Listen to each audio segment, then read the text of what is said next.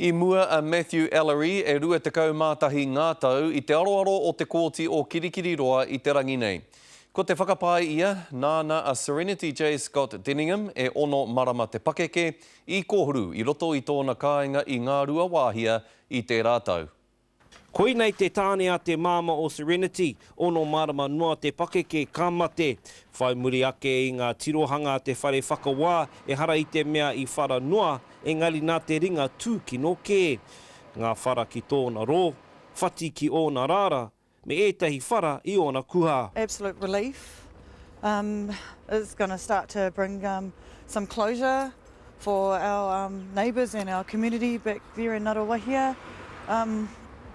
I just feel absolutely relieved that they've actually made the arrest now. It's been a long time coming. Ko Matthew Ellery te tāne a te māma o Serenity, I te marama o āpirera o tērā tau I noho tahi rāua, ki tēnei kāinga I ngā rua wāhia, me Serenity me ētahi atu o ngā tamariki, a Halsey Scott, a Travis, ono tau noa te pakeke, me tā rāua matua kēke, a Drew Scott.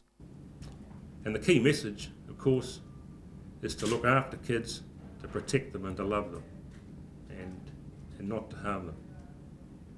I tērā wā I tūkaha te hāpuri o ngā rua wāhia ki te aukati I tēnei mahi te tūkino tamariki. The Ngaruawahia community made it quite clear to us, so speaking to the people out there, that they weren't prepared to tolerate that type of thing happening in their town, and that came through from the start to finish during the inquiry. Ka tua noa Matthew Ellery ki mua I te kōti, hei te wiki e tū mai nei.